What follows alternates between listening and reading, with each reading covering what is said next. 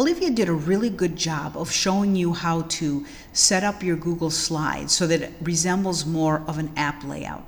And then she talked to you about inserting links, which really brings the whole app experience together.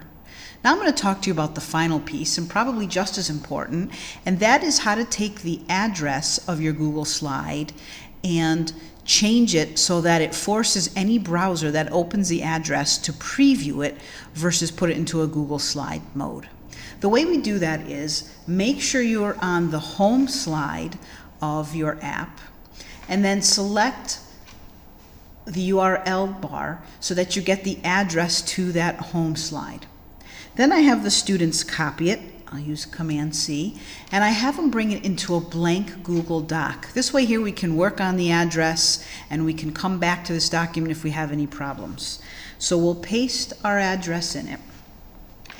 No matter what slideshow you're working on, the address is obviously always very long, always different characters, but you'll come to a point in the address where it says edit. This is the piece that we need to take out.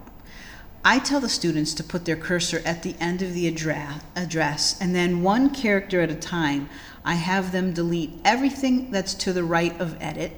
I have them go to the edit, and then once they're there, I have them delete through the edit until they come into the /. And I have them do it one at a time just to make sure they haven't gone too far. And then it's easier for them to see where they need to stop. So now we're here at the /. We took edit and everything beyond it out. And we're going to type in the word preview.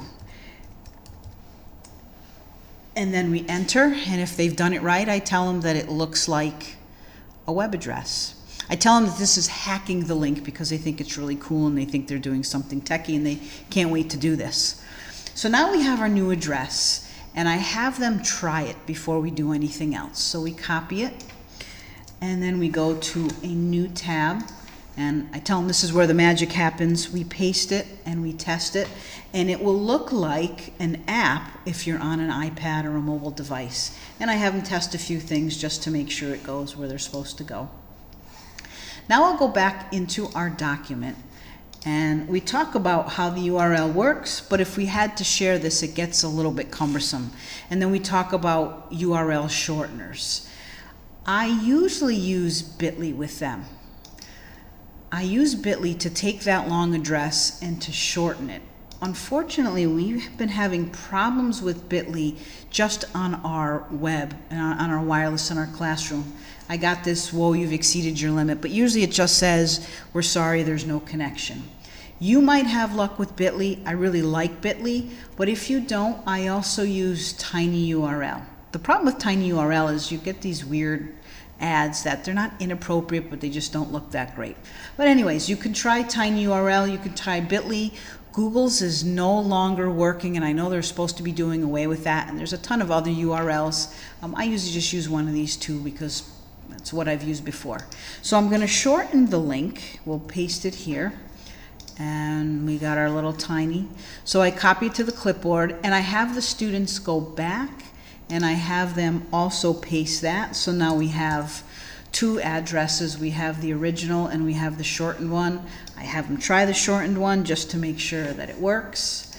And I usually create a document in Classroom where they turn in both of these links. And another little tip, I want them to share both links with me. I also make sure that they give me editing rights, that they share it with me, just in case there's one little thing that doesn't work or a change and I can't get a hold of them after they leave my class and they have a link that we think people are going to want to keep using.